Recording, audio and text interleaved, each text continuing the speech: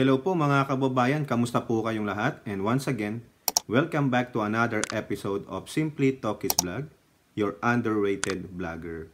So ang pag-uusapan natin mga kababayan ay yung inyong appointed son of God, Apollo Quiboloy. O yan po di ba? Papalitan natin ang picture. Yan. Siya po ay wanted dito sa Amerika, nilagay po yan sa wanted list ng FBI. So ano ba ang latest news sa kanya? Aside from doon sa pagpipress con ni Hontiveros na siya po ay iimbestigahan, base na rin daw po sa mga witnesses and yung mga affidavits ba yon ng mga witnesses na hawak ni Risa Hontiveros diyan sa Senado, mukhang maiimbestigahan na rin to, matutuloy ang trial dito sa grand jury sa 2024. Pero bago po natin simulan yan, i-flex natin ang Haya Nature Resort. For more details, punta lang po kayo sa kanilang Facebook page at ganun din po, tayo po yung magpapasalamat sa lahat ng ating channel members, followers, subscribers, nagla-likes at nagsishare ng ating videos. May God bless you all. So, just a brief synopsis kung ano po itong mga kaso na kinakaharap ni Quiboloy base po dito sa pagiging wanted niya sa Amerika. So among here is the conspiracy to engage in sex trafficking by force, fraud, and coercion, sex trafficking of children, sex trafficking by force, fraud and coercion, conspiracy, and bulk cash smuggling. So kung matatandaan nyo, diyan po sa Hawaii, doon sa kanyang private jet, biruin nyo yan. No? Si appointed son of God, mayaman. Dinaig niya pa yung talagang son of God na si Jesus Christ, na nagkatawang tao, pero hindi mamuhay ng lucrative. Eto, may private jet, may mansion, at kung ano-ano pa, may corporations. Di po ba? Dinaig niya pa yung mga apostoles ang putang ina. Kaya nga sinasabi ko sa inyo mga kababayan, kung talagang walang-wala na, tayo na rin kayo na katulad ng itong kay Quiboloy, magtayo na rin kayo ng church nyo. No? Pero hindi po lahat ng mga may simbahan, no? Namumuhay ng luxury. So, meron po talaga dyan na they are imitating the very teaching of Jesus Christ. What is that? Mangalap kayo ng kaluluwa, no? Na sana huwag silang mapunta doon sa eternal damnation, but to be with our God in heaven eternally, no? Kaso, siyempre, tao lang naman tayo, nauuto tayo ni Satanas. Just like what he did the very first thing dun sa Garden of Eden. Meaning, katulad ni Quiboloy, na ang dila ay para pong yung dila nung ahas yan. Ako ang appointed son of God. Ayun, no? So dahil po dyan, no, na wanted nga siya, ano po ang tanong natin? Bakit hindi ma-extradite yan? Bakit hindi ma-extradite? No? Bakit hindi nagre-request ang FBI sa Pilipinas? Meron naman tayong extradition treaty. No, matagal na po 'yun, no? Binabasa ko po yung mga treaty kanina, so hindi ko na-explain sa inyo, hindi naman ako abogado, pero meron po tayong extradition treaty sa Amerika, no? Ay ngayon, yung sabi ng mga experts, we cannot extradite Quiboloy without the request from the country. Tulad ng United States, walang request no? Sa extradition, dapat may kasama sigurong warrant of arrest with supporting documents. Bakit pinapa-extradite yung isang Filipino nationals? Hindi naman pwede tayong mag-extradite ng nationals natin nang walang proper, kung yung bang kasalanan niya ay talagang nagpupol doon sa mga extradition cases, no? Basahin nyo na lang po yung kung ano yung patakaran natin sa extradition. Ngayon, mag-background tayo mga kababayan ha. Dito po sa ulat ng ABS-CBN noong November 23, 2021. This is after na ma-indict itong si Quiboloy sa mga dun sa binasa nating cases, no? At nailagay na rin po siya sa wanted poster list. Ano lang po ang sabi ni DO Chief back then, si Minardo Guevara. This is the time of their almighty and powerful si Digong Niño, no? Possible Quiboloy extradition may have to wait while PH case pending. Ayun po ang sabi ng DOJ chief. No? The US may have to wait for the possible extradition of Apollo Quiboloy over sex trafficking charges with a local case against him is pending review in the Philippines. Sabi ni Justice Secretary Minardo Guevara back then. So, ayan. So, mag-antay daw muna, no? Ito po ang sabi pa dito. Maaaring mangyari diyan ay hindi muna ituloy ang extradition hanggang hindi natatapos ang criminal prosecution dito sa Pilipinas kasi meron kasing offense apparently committed dito sa atin eh. Kaya may karapatan din yung kung sino man yung biktima na i-prosecute yung kaso dito sa ating mga korte. Kaya madidefer yung extradition process. Kaya siguro ganon, no? Nag-aantabay din itong FBI or Justice Department ng United States kung ano ang kasasapitan ng mga kaso ni Quiboloy dito. Now, nung lumabas nga yung wanted posters niya, mga kababayan, no? Ano lang ang sabi niya? Alakas din bang asar tong si appointed son of God, no? ABS-CBN pa rin po, November 28, 2021. Quiboloy says his persecution will lead to disease worse than Omicron. Ang lakas mag-hallucinate nito. This guy is delusional. Utangina. No, pag daw siya ay pinersecute, no, magkakaroon daw ng disease na worse pa sa Omicron. Ang kapal ng mukha mo. Ano ang sabi ni Quiboloy, ha? Quote, "Do not ever play a joke or continue to pursue the persecution of the appointed son because the Father in heaven has already declared through the appointed son no one can escape this." Putang. Kaya siguro natakot ang Justice Department ng USA na ituloy yung extradition o i-prosecute. Pero iba po yung prosecute sa persecute. Di ba? Prosecution, punta ka ng trial. Yung persecute. Di ba? Yung tulad ng ginawa kay Christ, pinersecute siya. Pinarusahan. O dapat, mali ang sabi nitong si Quiboloy.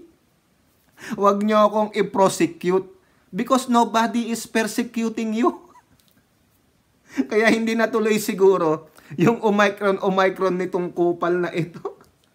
Nakita nyo yung pagiging blasphemer nito? Utangina. Because the Father in heaven has already declared through the appointed Son. Really? Sino yung Father mo? He is the liar from the very beginning. Yung ba yung father mo? Ang kapal ng mukha nito. Ito pa. Kasi during the time of pandemic ito, no? The way you treat the appointed Son of God here is the way the world is going to receive its judgment. Naku, word na pala. Ang galing naman nito. Mga kababayan. Pasalamat ka, Quiboloy. Hindi pa ako vlogger ng that time na yan. Walang iya ka. Hindi, nagbablog na pala ako niyan, pero ang focus ko kay PBBM kasi. Tayo na pag nakita ko to, pinagmumura ko na tong animal na to. Sige nga. He also claimed that the pandemic will get worse. If you keep on hurting, persecuting, and harming the appointed Son of the kingdom, you will see much worse than the Omicron. Or what? You might see in the future people walking, their flesh rotting away, but they're still alive. Flesh-eating bacteria that are immune to any vaccine that will come. Gago, zombie yun, tinatawag na yun. Talagang delusional si Gago. Ano kayang tinira nito nung time na yan? Ano? Pakisabi nga. Pakisabi kay Kiboloy, sinasabi ni Tokis, blasphemer ka. Tangina mo. Hayop, ano, ang tindi nito, i-blasphemy yung ang Diyos, gali, ano. Sinabi na daw ng Diyos Ama sa kanya. Sino ang Diyos Ama niya? O eto pa mga kababayan, after na pinagsasabi niya yon, wag nyo daw siyang i-persecute. Dapat nga sa'yo paglalatiguin. Gayahin mo yung ginawa kay Christ. Dinaig mo pa si Christ. Papako ka rin sa krus. Putang ina. Tanungin nga natin si Kiboloy. Tanong natin. Kiboloy, ano sa palagay mo? Matindi na ba ang kasalanan ng tao ngayon sa mundo? O ganun naman pala eh. Akuin mo na. Kung sasagot ka ng yes, akuin mo na. Because Jesus Christ, no, saved humanity by sacrificing Himself on the cross. But on the third day, He rose again. Kaya mo bang gawin yun? Appointed Son of God ka. O eto na. February 5th. Tama ba? February 5, 2022, balita ng ABS-CBN. Salamat ka kay Boloy, di ko nakita tong mga balita na to, then nagko-concentrate ako sa campaign. Pero kung hindi, niyari na talaga kita. On FBI Most Wanted list, Kiboloy calls himself modern day Joseph. Ang ina, lahat na lang yata. Baka naman, lahat na lang yata ng Bible character, kakunin mo ha. Ba't hindi mo na lang kinuha pati yung si Benjamin? Yung kapatid ni Joseph. Putang ina ng blasphemer talaga itong tao na to para lang mauto niya yung mga kanyang mga miyembro. O, tina. Ito ang sabi niya. The leader of the Bao City-based Kingdom of Jesus Christ Church alluded to himself as the modern Joseph who has gone through tribulations. Tingnan nyo yung dinaanan niyang tribulation. Iyan si Joseph. Ay, mayroong modern Joseph ngayon. Pero, bakit hindi na lang si Job ang kinuha mo? Bakit si Joseph? Kasi maganda pangalan. Naging tauhan ng Pharaoh. Sumikat sa Egypt. Bakit hindi si Job? Matindi rin naman ang pinagdaanan ni Job, eh, di ba? He lost everything. He was ridiculed. Di po ba? Yun talaga tinempt ni Satan. Satan tempted him. Di ba? Eh yan ba si Joseph nagkaroon ng mga boils? Di ba? Oh, di ba? Matindi yung pinagdaanan niyang tribulations. No? Eh hinulog lang naman siya sa balon. O tapos anong pa bang tribulation nakuha niya? O naging ano nga siya ng Pharaoh eh. Di ba? Naging body-body nga sila ng Pharaoh. Eh si Job. Kayo nga magising nga kayo. Hindi ko pinupulaan yung si Joseph.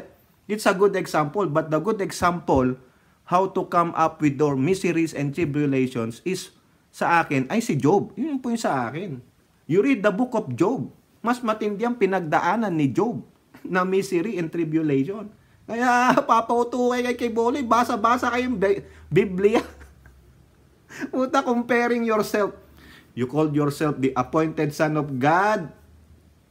He called himself owner of the universe. Paano mo pa matatawag na Father in heaven kung ikaw na ang owner ng universe? Puta, lahat na lang sa kanya. Mahalataan nyo mga kababayan. Ano to eh, blasphemer, kulto lang to. Tanginan nito. Hayop mga kababayan. Antindi manggola. Grabe ano. Grabe to mga kababayan. Antibay mo kay Boloy. O ngayon, kaya ay nagtatanong, uulitin lang natin, bakit hanggang ngayon wala pa yung extradition request, hindi ma-extradite itong si Kiboloy at patuloy pa rin nakakapang gago. No, patuloy pa rin ang pamamayagpag ng demonyo. 'Di ba? Huwag nyo daw siyang ipe-persecute. 'Di po ba? Huwag nyo siyang i-ridicule. Ulul. Tao ka lang. Hindi ka Diyos. Huwag mo akong utuin. 'Di ba? Kiboloy, sige nga. Kung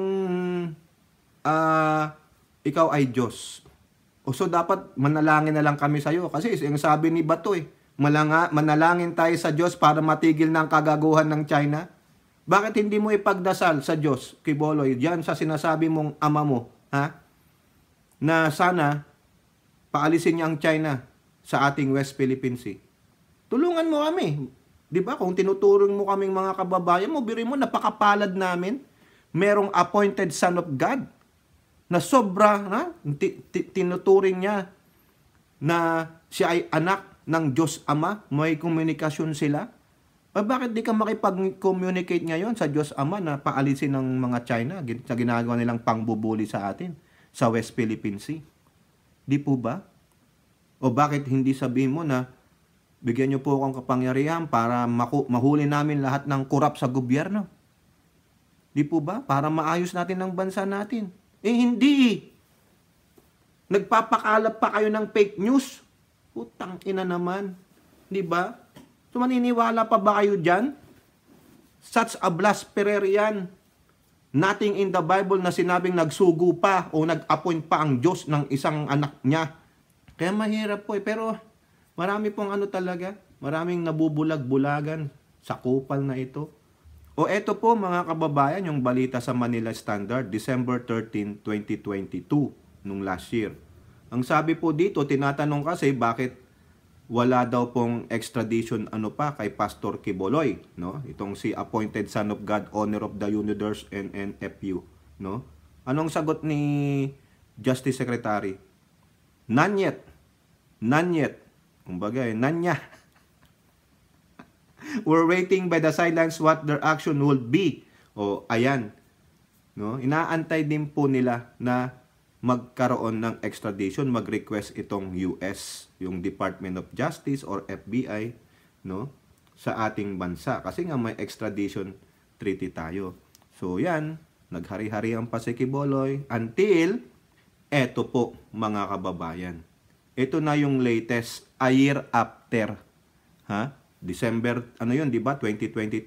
Ngayon, sa balita po ng ABS-CBN, US Court sets new date for Apollo Quiboloy trial.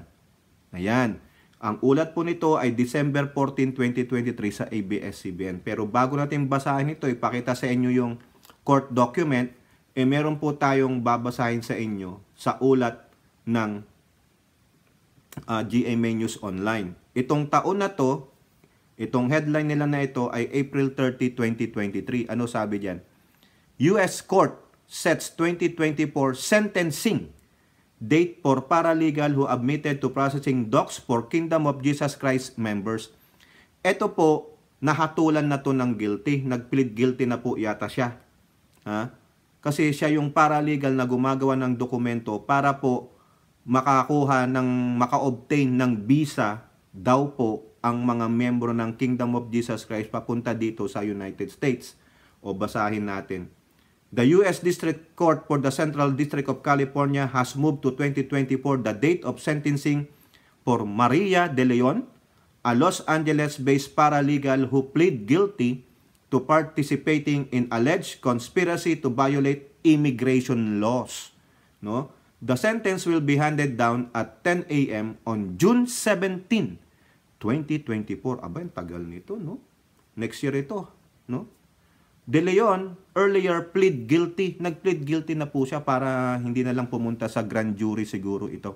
Kasi pag pupunta pa yan sa grand jury, ay nako, baka mas mabigat pa na sentencing ang makukuha niya. Yung maximum ang makukuha nito, saka yung fines, no? To participating in alleged conspiracy to violate U.S. immigration laws by preparing and filing fraudulent o mga fraudulent forged documents to gain legal permanent residency and citizenship for supposed members of Philippine-based Kingdom of Jesus Christ headed by your appointed Son of God. Yun po yung sabi ng US Justice Department. In a plea agreement filed at the US District Court, De Leon, a resident of Koreatown in Los Angeles, napuntahan ko tong Koreatown nung nandiyan ako sa sa LA dati, no? And owner of Liberty Legal Document Services agreed to plead guilty to participating in a scheme with administrators of the church, which is known as the Kingdom of Jesus Christ, the name above every name. Quiboloy's camp, however, has denied any connection with De Leon, adding that she is not a member of KOJC. De Leon is one of the 9 defendants who were charged in November 2021. Ito yun, dito na charge si Quiboloy. Dito siya nilagay sa wanted list. In a 42-count superseding that alleges a labor trafficking scheme that used fraudulent obtained visas to bring KOJC members to the US, where they were allegedly forced to solicit donations for a bogus charity, the Glendale-based Children's Joy Foundation. Alam ko rin yung Glendale dyan. No? Napupunta ako, yung daming Pinoy dyan. May seafood pa nga dyan. Meanwhile, the trial date for Quiboloy and others accused is on March 19, 2024. So ito po yung binigay na trial date kay Quiboloy. Actually, hindi pa siya natatrial. Indicted lang po siya based doon sa pag-iimbestiga ng prosecutor. No? So may probable cause. So, ipinunta ng prosecutor sa grand jury. Tapos nilagay na siya sa wanted posters list kasi hindi siya makita. Kasi pag may mga ganyan na indictment, pwede kang hulihin. Pwede ka nang bigyan ng warrant of arrest. Ang problema, paano ibibigay ang warrant of arrest? Wala siya. Ayun lang po yung sa akin. Correct me if I'm wrong. Di po ba? So marami po sila dyan. May kasama pa siyang 5. Pero yung dalawa po na hindi ko kilala tong mga to, no? 2 kababaihan ang kasama niya sa wanted ng FBI. So, yan po yan mga kababayan. No? Now, dating na tayo dito sa latest. Itong 1 year na sinasabi ko sa inyo sa ulat ng ABS-CBN, yung sinabi natin kanina. US Court sets new date for Apollo Quiboloy trial. O bakit? Di ba kanina nabasa natin sa isang headline, March 19, 2024. Ano po yung dahilan ng korte para i-grant? Kasi nagre-request po yung kampo ni Quiboloy na parang kailangan pa nila ng mahabang panahon para makapag-prepare para ma-defend yung kanilang kliyente. So, inaprubahan po yan ng korte dito sa Amerika. Ito po sabi, a US judge has set a new date for the Los Angeles, California trial of Kingdom of Jesus Christ Church founder Apollo Quiboloy and several others, giving prosecutors and defendants more time to prepare for the case. So tama, magkabilang kampo. At least they have so much time pa to prepare yung prosecutor to present strong evidences na itong si Quiboloy ay isang, alam nyo na, yung mga nandun sa kasong binato sa kanya. No? Yung conspiracy to commit fraud, sex trafficking, bulk cash smuggling, fraud, kasi ang daming fraud In an order signed by U.S. District Judge Terry Hatter Jr., the court moved the start of the trial from March 19, 2024 to November 5. Ako, sana pumunta to si Quiboloy dito. No? Kung talagang matapang, kung may yag balls, hindi magtatago sa saya ng After U.S. prosecutors and defendants Pelina Salinas, Gaya Cabactulan, Marisa Duenas, Amanda Estopare, and Bettina Padilla Roses filed a stipulation regarding a request for continuance and findings of excludable time periods pursuant to the Speedy Trial Act. So yung continuance po, no, para po sa ating kaalaman, pag sinabing continuance in a legal term, ito po ang sabi, no? Hinanap po natin, ginogol natin. Continuance is what a court may grant to delay proceedings until a later date. So meaning continuance in a legal terms, correct me if I'm wrong, is to delay the proceedings o yung trial. Tapos isi-set na lang sa latter date, itutuloy sa latter date. O ayan ha, kailangan parehong parties yan. Ha? Baka nag-request, o sige, umayon yung prosecutor, di okay. No? Kasi minsan, ang nagre-request dyan, karamihan na, majority, mga dependents, yung mga lawyers. Pero minsan, yung prosecutor din, kailangan ko pa ng maraming ebidensya. Ganon. No? Either way. So, yun po ang meaning ng continuance, para hindi po tayo maligaw. Okay? So, napagbigyan po sila. So, ayan po, mga kababayan, no? Yung ipinost din po ng ABS-CBN sa balitang ito, inatouch nila yung ng court documents, no? Ayan po. United States of America plaintiff versus Apollo Carrion Quiboloy et al. Sino ang kalaban ni Quiboloy? Yung bansang Amerika. Kaya sinasabi nga ng kampo niya, grandstanding of the United States. Ganyan naman po palagi. Kasi ang nagdidemanda ay yung gobyerno. Di ba? Kasi nakitaan nila ng probable cause. Hindi naman ni isang tao lang yung nagdemanda kay Quiboloy dito. Kumbaga, ginawa na yan na eto na lang tayo. Di ba? Yan po, nandyan po. Granted po, nandyan. Basahin na lang ninyo. No? Tingnan nyo na lang tong balita sa ABS-CBN at dito nyo mababasa ito. No? Ayan. Kaya tuwang-tuwa pa si Quiboloy. Meron pa siya hanggang November 4. Di po ba? Kaya napakaganda niya, no? Sa mga niya. Kaya magdasal ng magdasal. Pero si Quiboloy, mukha namang pupunta lang yan sa nasabi niyang ama niya, no? At siguro sasabihin ng Diyos sa kanya, tuloy mo na. Sinasabi mong appointed son kita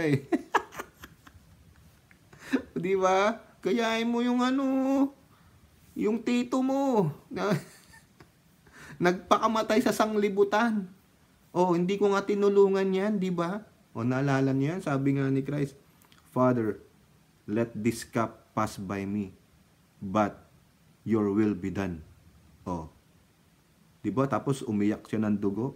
Wala nga sagot ang Diyos Ang ginawa lang, sinend niya yung 3 doon sa di ba? Garden of Gethsemane, yung nakita nila nila Peter. Magtayo tayo na dito.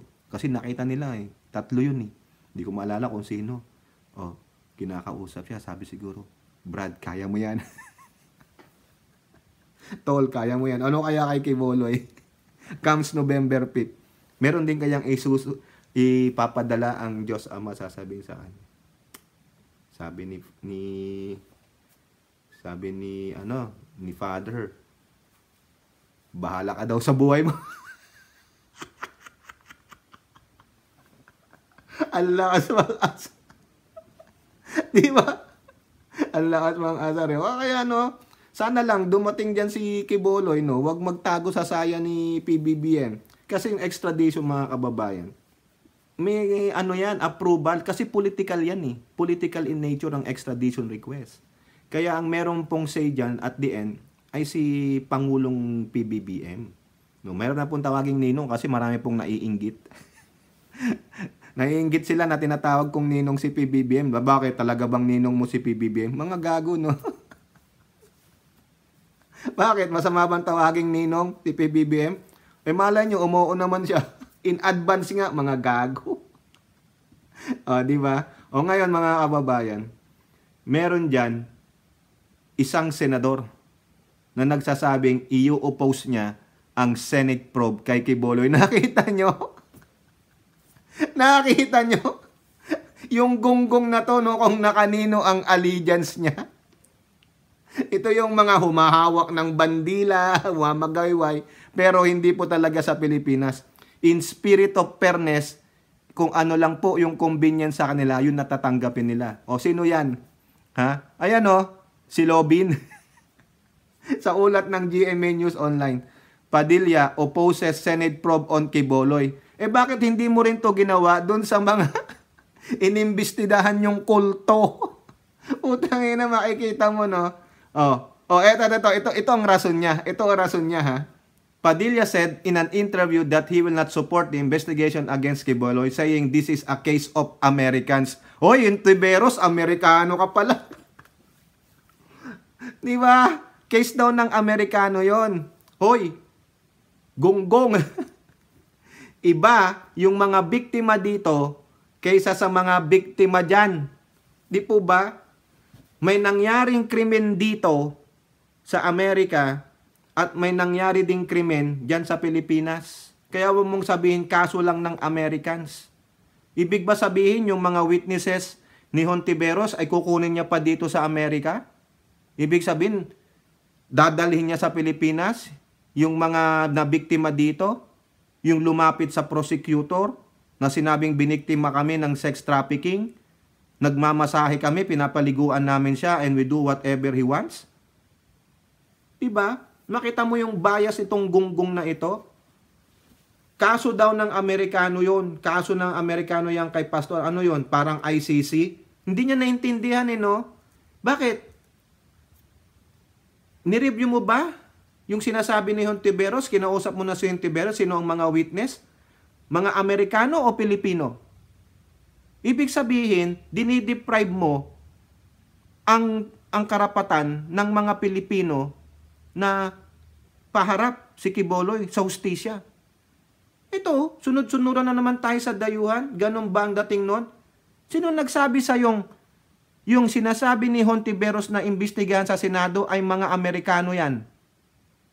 Di ba? Bakit hindi mo muna kausapin si Hontiveros bago ka nag ano dito? Bobo? Di po ba? Ang tanga-tanga? Di mo, while he said that is the right of Senate Deputy Minority Leader Hontiveros to pursue such probe, Padilla said he won't support allegations that stem from foreign courts investigation. Teka muna. So, ibig sabihin, yung Kingdom of Jesus Christ ni Quiboloy dito lang sa Amerika, dyan lang sa Hawaii, sa iba't ibang bansa, pero wala sa Pilipinas? Walang Kingdom of Jesus Christ si Quiboloy sa Pilipinas? Eh, dyan nga nag-originate yan gonggong. Pinapa-high blood mo ako, tanga talaga ito. Makikita mo hindi maging senator, dapat hindi maging senador ito mambabatas kasi bobo. Ako lalo nangangati ako pagkakaso ng puti na o-offend si Andres Bonifacio. Gago, wag mong isali diyan si Andres Bonifacio. Tanga-tanga nito. Ayoko talaga, pero kung sa Pilipinas wala akong magagawa. Pilipino yun Kung pagbabasihan natin ay korte ng ibang bansa, no way. Sino nagsabi sa yung pagbabasihan natin ay korte ng ibang bansa? Iba po yung sinasabi ni Hontiveros, pero pare-pareho ng klase ng kaso. Sex trafficking, sex abuse, rape, gago. Ang tanga nito. Di ba? Ito very conflicting ang sinasabi nito. Tingnan nyo mga kababayan bakit hindi mo susuportahan? Bakit mo sinasabing kaso ng Amerikano? Ang gulo ng sinasabi mo Ayoko talaga, pero kung sa Pilipinas, wala akong magagawa. Pilipino yun. Pilipino nga Nasa Pilipinas, yung mga witnesses, di ba? Tapos, ibabaling mo sa Amerikano. Iba yung mga witnesses dito, iba yung witnesses doon. Ang tanga naman ni Hontiveros kung pauuwi niya yung mga witnesses dito. Tama mali mga kababayan. Magtanong ka muna bago ka magbigay ng iyong desisyon. Kumbaga ito, without actually studying yung itong ginawa ni Hontiveros, without further study investigation, nagsalita na. O nakita nyo, ganyang kagago ang ilang mga mambabatas natin. Naging mambabatas lang pero wala nito. Kita nyo yan? Dinideprive mo yung mga witnesses na madinig sila. Diba? Ito pa sabi niya, kailangan nating imbestigahan ng mga witnesses kung sila ay nagsasabi ng totoo. Ang tagal naman ninyo nanonood ng hearings dito. Kakaunti ang witness na nagsasabi ng totoo din. Magsasabi ng statement. Ngayon, kinabukasan, iba na yung statement. Paano? Kung magtanong kayong line of question ninyo, very aggressive kayo. Tinitreat nyo yung mga resource person. They are a resource person. Di po ba? Sometimes you intimidate them. Kayo, ang aggressor. Lalo ka na, tanga-tanga ka kasi. Pinuhay mo, ayaw niyang paimbestigahan dahil daw Amerikano, tapos binaliktad niya ang sarili niya. Kung mga Pilipino yan, pwede. Di ba? Mga Pilipino nga, sa Pilipinas gagawin ang pagdinig. Ayaw mo? Eh, hindi ka naman makapunta talaga sa Amerika dahil ikaw ay ban. Oh, yun po, kaya ang laki galit niya sa Amerika dahil siya ay ban. Maski na binigyan siya ng full pardon ng Pangulo, hindi siya makatungtong ng Amerika dahil nasa banned list siya. Lifetime. Di ba? Very conflicting ang statement mo, kupal. Oh, kayo po, ano pong inyong masasabi dyan kay ano? Ano ba to? Na itong totoong budol, isa sa mga totoong budol. No? Sa'yo, Robin, mag-resign ka na. Wala kang kwenta dyan sa Senado. Alang niya, oh. Kapwa mo Pilipino, ayaw mong paimbestigahan. Tapos sinasabi mo, kailangan pag mga Pilipino yan, eh, magagawin natin. Conflicting. Mga Amerikano daw, kaso ng Amerikano. Oh, mga Amerikano ba yung witnesses ni Hontiveros? Di ba? Sa American soil ba gaganapin ang investigasyon ni yung pagdinig ni Hontiveros? Di ba diyan sa Senado? Oh, isa lang ibig sabihin yan. Partisan ka. Bias ka na. Nagbigay ka na ng dissenting opinion mo na wala ka pang nababasang hindi pa nagsisimula yung pagdinig, may desisyon ka na. O yan ang mga utak na hindi nagbabasa, hindi nagsasaliksik mga kababayan. Tanga.